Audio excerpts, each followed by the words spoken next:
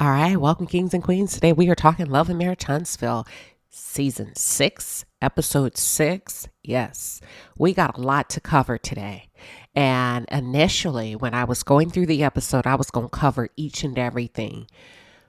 But I did not have the energy. It would have been a very long review. So, what I'm going to do today, I am going to hone in on some components that I think are very, very important to me. I'm going to do a deep dive today between Maurice and Kimmie. Okay. I'm going to highlight how the episode started off, and I'm going to briefly, and I do mean briefly, touch on the tea party. Okay. Everything else I feel like has been covered by other bloggers. So we're just going to start with some call outs that I want to focus on. Yeah. So are y'all ready to talk about it? For those of you who are just tuned in, or if you're new to the channel, welcome to the palace. I am Queen Sheba. I cover a variety of hot topics specific to reality television, but most importantly, I hone in on the psychological and the behavioral traits of the Black experience. Subscribe now. All right, but before I jump in, I just want to say it's something's been on my heart. Y'all, take care of yourselves. The world is full of a lot of distractions. There's a lot of things going on. Take care of yourselves. Prioritize yourself. Be selfish when it comes to yourself, okay? So as you're driving into work, as you're sitting at your desk, prioritize what you need to prioritize, but at the end of the day, be selfish when it comes to what you need to do so that you are thriving. And with that being said, tomorrow is Coffee Talk Wellness Wednesday. Honey, we have a special guest, Coach Bree, who's a biblical coach, and she's going to set our souls on fire. Make sure you tune in if you can, 7:05 a.m. Central Standard Time. I promise you it's going to be a divine conversation, okay? So make sure you check it out tomorrow. Coffee Talk Wednesdays, 7:05 a.m. Central Standard Time. I will see you there. Okay, so let's get into this Love and Marriage Huntsville review, honey. The scene started off with Tiffany and Melody. And Melody goes to visit Tiffany post-spa drama, post-spa disaster. And she needed to check on Tiffany. Number one, because Tiffany should not be arguing. Like my grandma used to say, arguing, which is what she's trying to say. Tiffany should not be arguing, at the capacity and level that she was with Kiki. Number one, you're pregnant. What are you doing? So Melody went over there to check on her. Number one, because of that. And secondly, she wanted to invite Tiffany to her tea party. Now, before I jump in, Tiffany, what are you doing? What are you doing? Tiffany, you're so busy tending to Kiki's family business that you neglected to tend to that yard. No, ma'am. Girl, if you don't water and fertilize that grass, no, ma'am. Lord have mercy. See, that's why I tell people to take care of yourselves and mind your business. Because Tiffany, did you not know the cameras were going to show up and hit that grass at the angle that it did? Girl, if you don't turn on those sprinklers. All right. In this episode, when she was talking to Tiffany, because she said, listen, I had to leave because I was not willing. And she didn't use these words, but I'm going to paraphrase. She wasn't trying to bruise her brand and all of the hard work that she's put out there to build her brand. She had to get up out of there. Okay. Because at the rate and the volume that Stormy was cursing and dropping F-bombs and just not really being mindful or having the capacity to read the room, Melody knew that it was time to go because that's not what she's trying to do when it comes to her brand. So she shared that with Tiffany while visiting Tiffany. Yeah. So now that we know Stormy was acting a damn fool, we saw that in the spa, dropping F-bombs, cussing and fussing in that spa. Imagine the level of ghetto that you have to be when you are unable to control your mouth in the spa where people are trying to get a massage and just decompress. I got to take a sip of my coffee on this one. Hold on.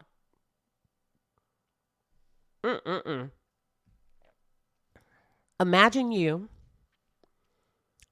getting treated, or someone gives you a gift certificate, or even hell, you just say, I need to decompress. I'm going to book my little thing at the spa. I'm going to get a massage therapy. I am going to do a meditative experience. And you're on the other side of the spa and you hear all of this ruckus from Stormy. Okay. Y'all, would you not have a complaint? Would you not be ticked off? Like, who in the hell? What in the ghetto? What is going on in a spa? That's no different than yelling in a library, if you ask me.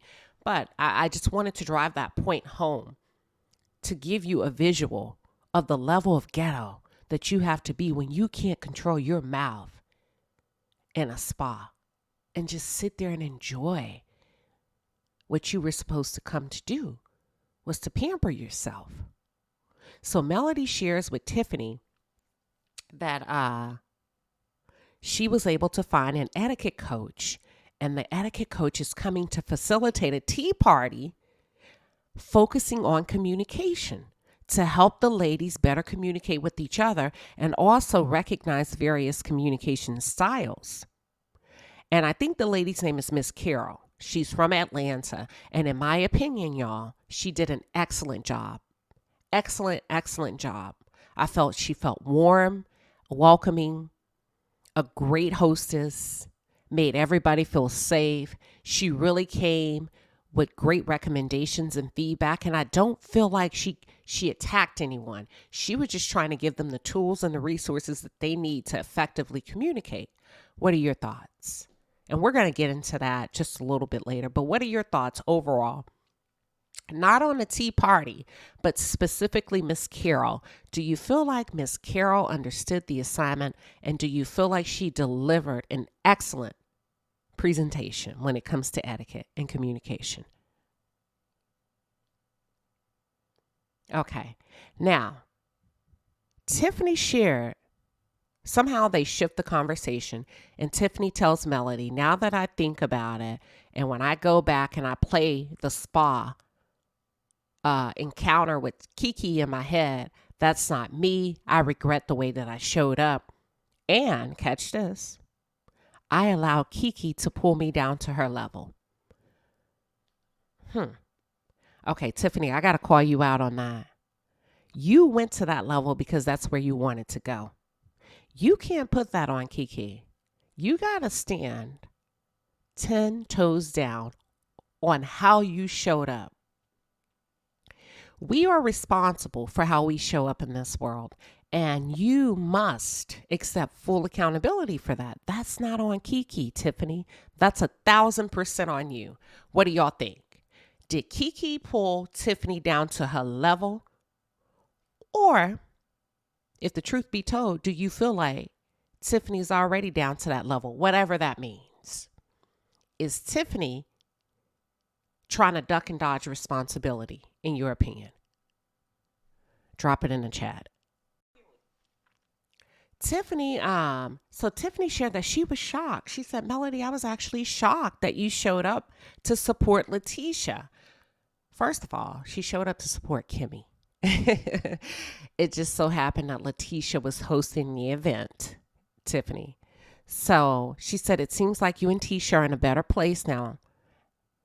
And Melody was like, yeah, we are. She said, as a matter of fact, I extended my child's birthday party invitation to Letitia so that her children can come. Okay. Now, you know, Tiffany, one thing I like about Tiffany, sometimes she go too far, but you know, Tiffany knows what to do, and she's going to ask the hard question. So she asked Melody. Tiffany's so messy. Tiffany asked Melody, so is Martell invited?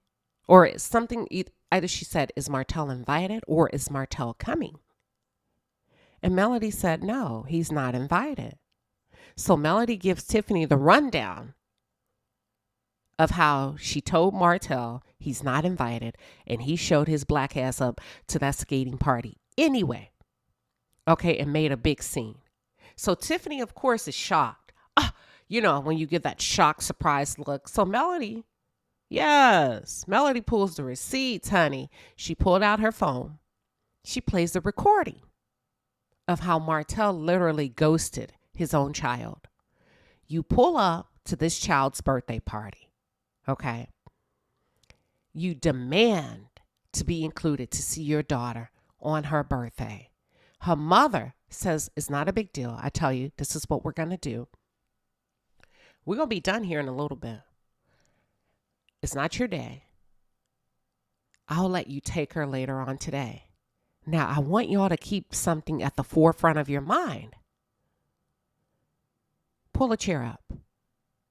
Let me remind you, this man filed a motion in court to get this little girl taken away from her mother on the day of her birthday party. Okay? So that he could have her. And he knew this party was planned. He wanted to take her away from her party so that he could have her and not her mother. And it was not his freaking day. So when y'all are saying he's an excellent father, no, he's not. He's a monster. No, he's not. Because why are you trying to take this child away on her time with her mother when y'all agreed to a 7-day on, 7-day off split? Why are you filing a motion in court to disrupt the routine of the children? And Carlos, I got a funny feeling and a sneaky suspicion that you knew this. You had to have known this. You know everything else, but yet you allow those cameras to pull up and destroy that child's birthday party. And she's going to have to watch that over and over and over and over again. And then you bring Martell up on your show. I can't make this up. And you continue to talk about these children by way of the child custody case. You let Martell run his big fat mouth. You should have stopped him as a producer. Even if he doesn't know any better, you're an executive producer. It's about the children, right? So why will you allow this man to utilize his daughter as his building block against her mother? To say, I don't think my daughter, and this is what he said, he interviewed with Carlos King. My daughter wanted me to come to her party. And she said I can come. Therefore, Melody must have wanted me to come. I don't think my daughter would lie. At that point, Carlos, the honorable thing and the right thing that you could have done in that moment is say, hey, Martell, I know this is a very sensitive topic. Why don't we change the subject so that Mariah doesn't have to hear this? Okay? Or so that we're not directly addressing the children, or we're not putting the children in the middle. That would have been beautiful, Carlos. I feel like every time you have a moment to step in with an ounce of integrity, to demonstrate integrity, you bow out.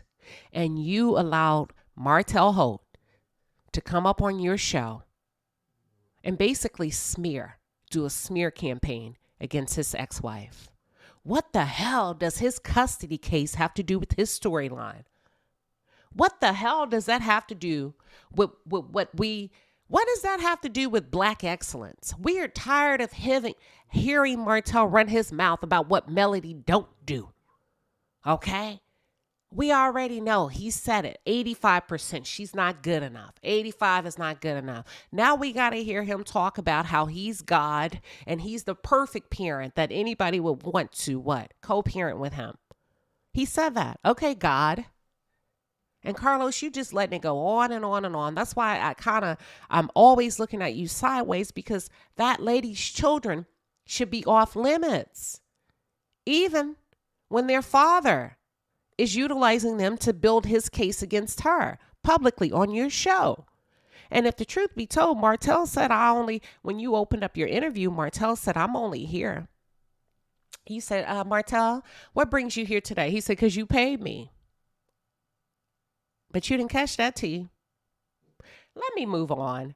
So I just thought it was in poor taste that Carlos continues to edify, lift up, and help Martell stay in a negative space, stay in a dark space when it comes to his children and his ex-wife. And Carlos, that's why people That's why people feel like, allegedly, that you have a problem with women, because when you have an opportunity to protect even a little girl, you stand back and let people just talk.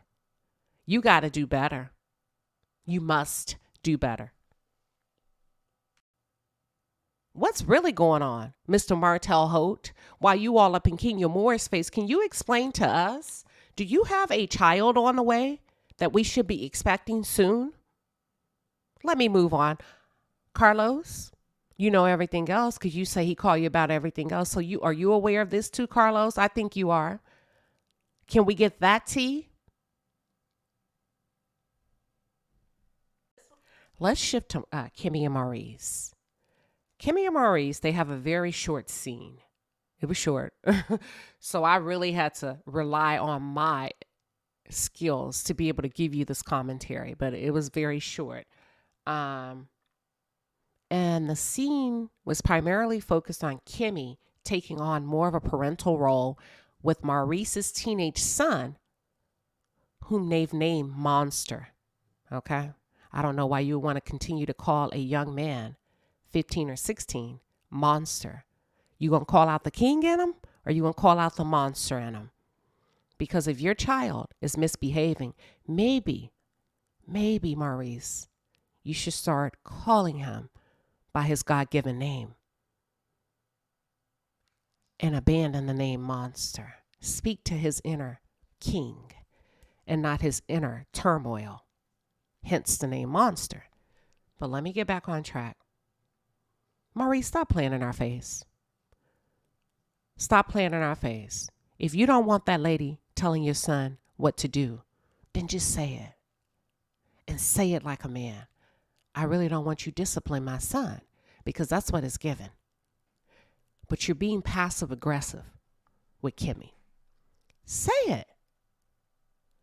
I could have more respect for you if you said it. You know what? All I need for you to do is cook, clean, feed them, and leave them alone. Because that's basically what you're saying, sir. That's what it seems like.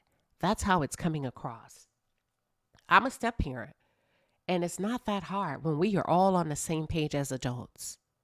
Kimmie, that means he should be prioritizing you as a parental figure. That man is not prioritizing you. He's prioritizing himself and the biological mother, which is very disrespectful in a marriage, okay? Because you and Maurice are a union. Y'all are one. There shouldn't even be a question about your authoritative rights when it comes to that boy living in your house, allegedly. Were you not established before you met Maurice? Is that not your home, allegedly? So why are we having a conversation about what the hell a child is going to do in your home? Okay? Let me calm down. It ain't that hard. And Maurice is stepping on your neck every chance he gets when it comes to his son and his ex-wife. Maurice has yet to prioritize you. Maurice has yet to protect you when he's had an opportunity to do so on national television. Even 2 episodes ago, when y'all were in that business meeting and Marceau shut you the hell down just like he did Tisha, Maurice sat there like an adolescent child and didn't say shit as a husband. Does he have to be confrontational? Absolutely not.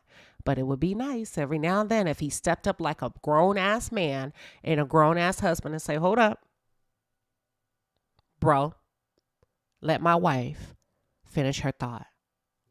Hold up, monster. What you not going to do is disrespect my wife.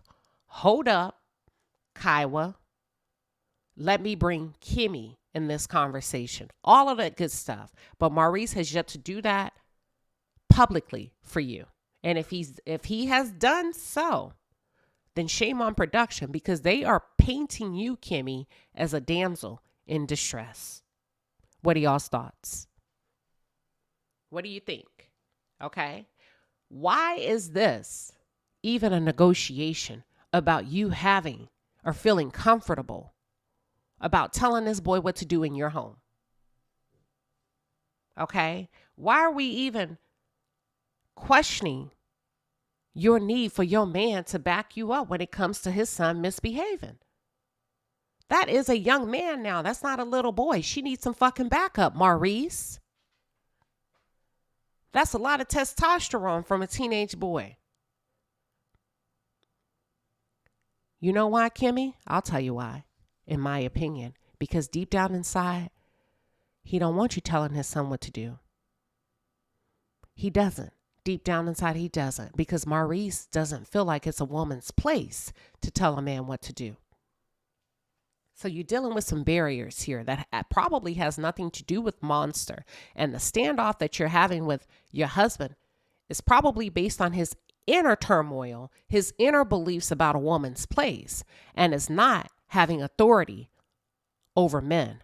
So it's hard for Maurice to give you the green light when it comes to his son. It's going to continue to be hard for Maurice to back you up when it comes to his son, because deep down inside, he don't believe you should be opening your mouth and telling a man what to do anyway. There you have it, in my opinion. Okay? And I kind of feel like, what was it that he said? No, let me go back. So you got an almost grown, full-ass grown teenager in your house, and Maurice told you to take baby steps with him. Are you kidding me? Are you kidding me? Nigga, y'all married. You take baby steps when you're meeting them, when she's dating you, and you're going out to dinner, and he's closed off, and he seems to be an introvert, and he's not opening up to her. And you're saying, you know what, let's take baby steps. Eventually he'll warm up to you. Nigga, y'all are married. Get the hell out of here. The hell you mean baby steps? It ain't no damn baby steps when you're dealing with an unruly teenager. Okay? If you can't listen to what I have to say, then you need to go back home with your mother. Because what you're not going to do is stress me the hell out. And that's the problem, Kimmie.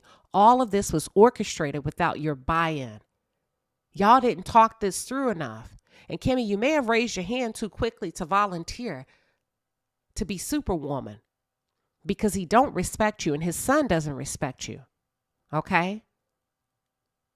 Your feelings, it appears to be, to me, your feelings and your responsibilities in this saga, in this dynamic with Monster coming to your home, y'all didn't talk through that. The what ifs. Technically, you have two sons, Kimmie. Maurice is not your husband. He is on paper, but not in reality. Maurice is your son. Maurice is not taking on the role of a husband with you. He behaves like an adolescent boy. His face becomes twisted up when you're talking about your feelings. He squirms. He gets extremely uncomfortable. That's what teenage boys do. When they don't like something, they don't want to do something. You get my drift? The thought of it all, you are sitting in your home, in your kitchen while cooking for grown-ass men, okay? While you're in a domesticated role, cooking for this man and still having to coach him on how to be a man and how to better support you. Kimmie, I really need you to run this down in your head. Girl, you are having to tell this man what his job is, which to me, when I go back to the scene of the father that visited Marcel a couple of weeks ago, your father could not have been present in your life because how come your brother is struggling with his role as a husband? And how to better support his wife emotionally. How come Maurice has abandoned Kimmie emotionally? If your father was present and if your father engaged with your mother in a dynamic way of husband and wife, we would see this, Marcel. We would see this, Maurice, but we don't. So that's why I call it all cap and the storylines are fake. Period. Okay. So in reality, Kimmie, it took you getting sick before this man would even lift a finger on television to help you around the house. But now he's back to the same old shit of not supporting you. Not supporting you when you need him the most because you appear to be well. But ladies, let me say something. This is what we get when we covet another woman's husband. And when you want what you think she has, because to you, the grass is greener on the other side. Because it's still alleged that Kimmie was a side chick. And Maurice has yet to clear up those rumors. Maurice ain't never opened up his mouth. And if he did, it's not believable. Maurice has yet to clear your name as a side chick. So that's why I say you cannot covet another woman's husband as a side chick. Because you don't know what she's dealing with. You really don't. Okay? And if the truth be told, half of these women that y'all are looking at, when y'all are looking at somebody else's husband, half of these women make these men into what they are now. But when she leaves, guess what? Her swag leaves with her. And I'm sure, and I've never said this before, but the more I watch Maurice on the screen, I'm sure there is a reason that Kaiwa stepped out on his ass. Hell, she probably got tired of raising him. And now you've inherited another son, Kimmie. And then he puts you in this crazy dynamic by asking you a very loaded question. Because he did. He asked you in the confessional, so you don't feel like Monster? Oh, what'd he say? Oh, so you don't feel like you're a parent to Monster? Or something like that. So you don't feel like you're Monster's parent? To which you replied, yes.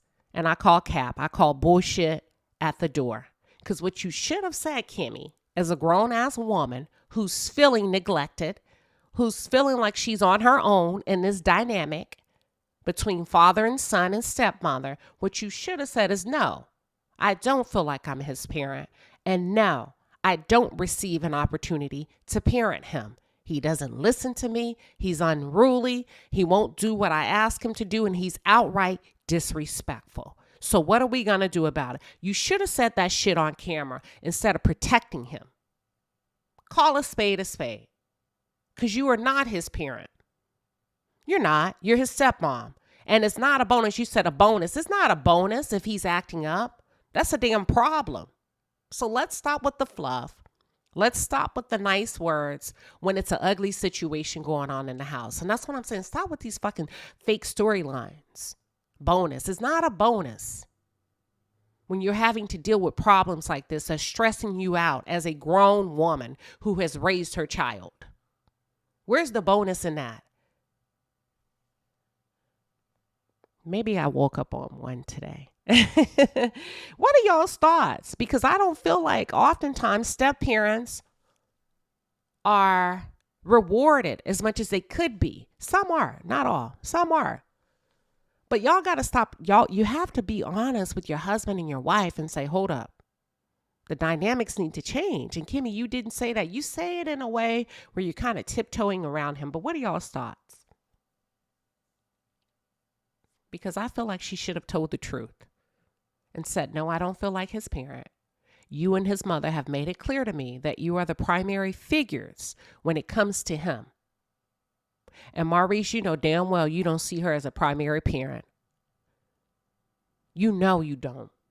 Because your behavior says otherwise. You don't even support her. You told her on camera, if you asked him to do something, why do you need me to reinforce it? You reinforce it. You've alienated your wife in your marital home. What's really going on in that house is what I want to know, okay? And Kimmie, had you answered any differently, because that was a loaded question, he would have argued and manipulated you like Marceau does with Tisha. It wasn't even about him wanting you to be comfortable with his son. It was about him trying to walk you into a trap with that stupid ass question. Oh, so you don't feel like Monster's parent? Hell no, I don't. He bad. He don't listen. He in that damn room is dirty as hell. No, I don't. No, I don't feel like his parent because my son would never. Shoot, y'all better stop playing.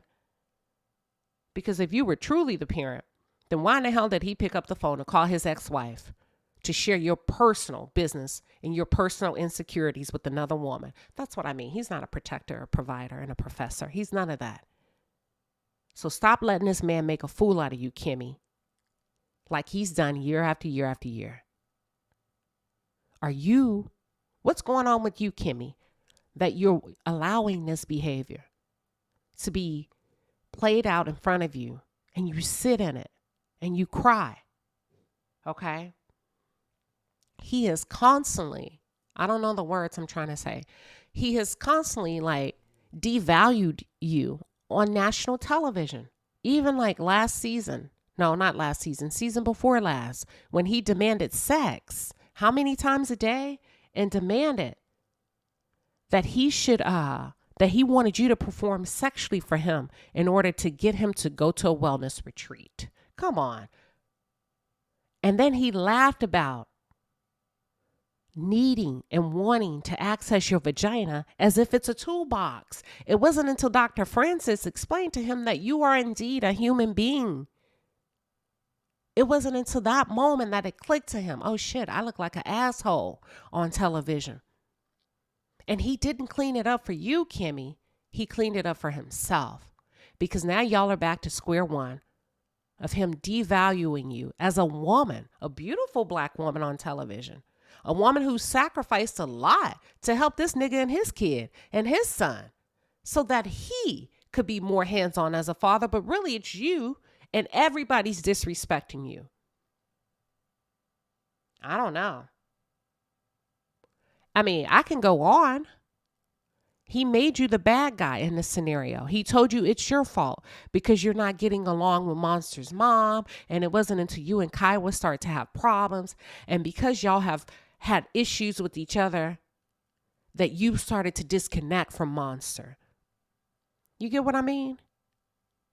He's basically saying, we the Scots. And every time they talk, the Scots are always right. Nobody else is wrong.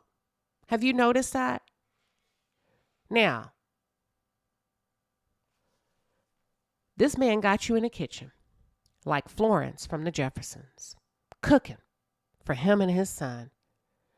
From what appears to be, he doesn't take you on a lot of vacations or appear to do anything nice for you often on camera, from what we can see. He pushed you to the point a few years ago that you had to get an emotional support animal, and then had the nerve to pick up the phone and call his ex-wife on a conference call and put her in your marital business. Child, get off my screen. Get off my screen. Kimmie, you were too grown and too mature to allow this young lad to finesse you like this on national television. I had a couple of things that I was going to cover in this commentary, but I'm going to skip over it. I'm going to skip over the tea party. I'm going to stay on Kimmie, Monster, Maurice, because I think this is really important for Black families, blended families. I think this is really important to emphasize the importance of communication, especially since they had a tea party. And communication, and women being able to communicate exactly what they need from these men, because otherwise you're going to get used up. Okay, you've got to be able to say, I come first, and I'm going to set aside my heart and set aside my emotions, and we need to talk. I will not be disrespected. I will not continue to keep giving you my all, and you give me the fucking bare minimum. We not doing that no more. You don't have to take an angry stance. This is not a male bashing thing, but this is about prioritizing your well-being. This is about prioritizing communication so that you can continue to have those healthy marriages. We always talk about black love, black love, black love. But we're going to stop this rhetoric and pushing this narrative that Black women have to suffer in order to keep a man. Because this woman is suffering, in my opinion. Kimmie, I have not seen very many seasons of you just thriving with this man. This man uplifting you, upholding you, looking at you with admiration in his eyes, happy to have you as his wife, screaming from the mountaintops, if it had not been for Kimmie on my side, where would I be? He gives none of that. It's not giving that, any of that. I feel like you're having to work overtime just to get a little piece of something out of this guy. Now, I want to talk about Maurice and his dynamics with his son based on a little bit that I can extract from what we've seen on television. So let me get back to Monster because I have a lot to say about this. Maurice, you are so focused on being right, but you're not seeing the bigger picture here. And you and your brother tend to do this often, where you get in your zone, your mental space, and you're so focused on winning the argument that you don't see the person, you don't feel their hearts, you don't hear their voice. And as a result, you have the inability to connect with people in real time. I think you're cold. I think you're shut down. And I don't mean that in a bad way. I think you've adapted the ability to be able to disconnect emotionally, not only from Kimmie, but also from your son. Maurice, you may want to consider getting your son some professional help because you mentioned that he will not clean his room. I need y'all to pause on that. That's big when we talk about mental health, and I'm not diagnosing Monster. That's not what I'm saying. But that's big when we're talking about emotional well-being, mental health. Something may be wrong, and that's not a bad thing. Because how many Black kids openly defy their parents? Not many.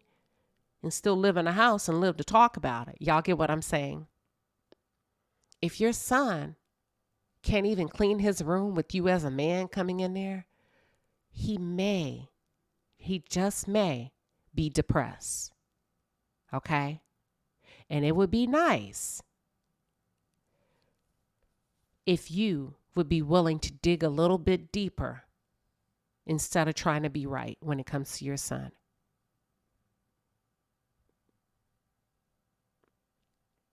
We can't always see things on surface level. You may need a little bit of help. Let your son talk to a male therapist. Find a male therapist. As a matter of fact, get the male therapist that they used on Love and Marriage DC to talk to little Jamie. No, I don't want to call him that. When they use that therapist, that male therapist, to talk to Jamie Jr. and Jamie Sr. That guy was awesome. I forgot his name. Oftentimes, we don't associate depressive symptoms with adolescents, but they're human beings too.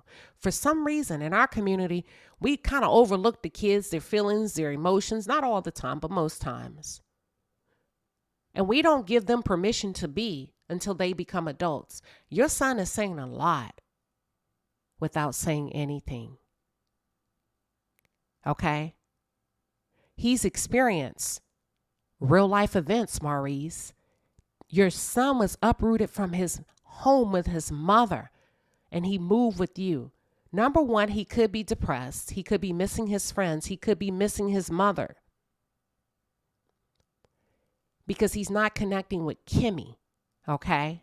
And that's not a bad thing. Boys have hearts too. He may feel like nobody sees him. He may feel like nobody hears him. And he may feel like nobody cares about what he wants and what he needed.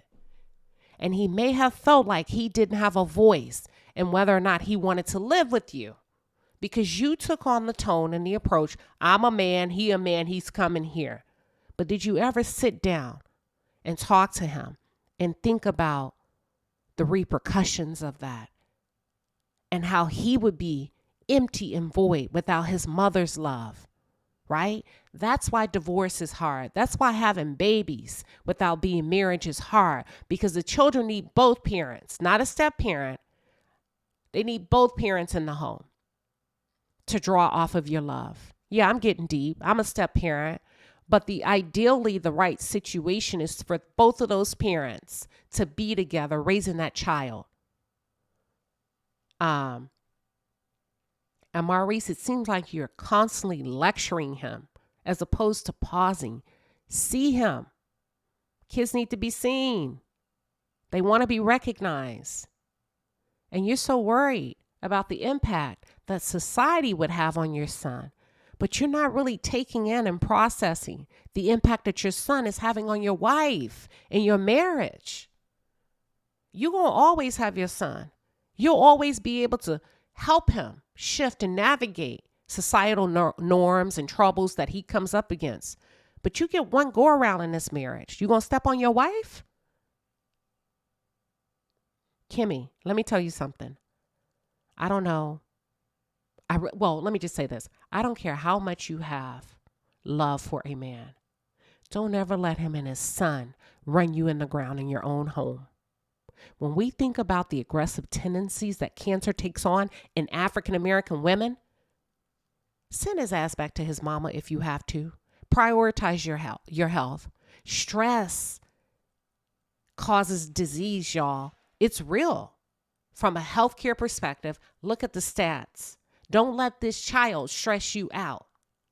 He'll be fine if you have to send him back to his mom, if his father is not going to get on board and partner with you to develop a strong union to help this boy cope with the changes that are going on in his life. You know what I'm saying? You don't have enough room to take on any more unnecessary stress, Kimmie. And Maurice is going to continue to overload you because he doesn't seem to have a sensitivity meter regarding what you need as a woman, much less his wife. Hell, he can't even figure it out with his son. Maurice, stop lecturing your son. Start hugging your son. Start introducing physical touch with your son. Start listening to your son. Start talking to your son. Start having one-on-one adult father-son dates, times with your son. Start speaking life into your son. Okay? Speak life into him. And not those I had a dream speeches and all of that lecturing shit as if you all of that. He don't want to hear that. See that boy as an individual with his own unique needs outside of what you think he should be. I'm not saying that this kid is not misbehaving. I'm not saying that this kid is not defiant, but a little bit of love and tenderness goes a long way. And then when you were talking to Martell, you compared your son to your dog Peaches. And how Peaches, your dog, didn't listen to you and got hit by a car. And that's why I say, Maurice, I think you're emotionally disconnected. Maybe you should go to therapy.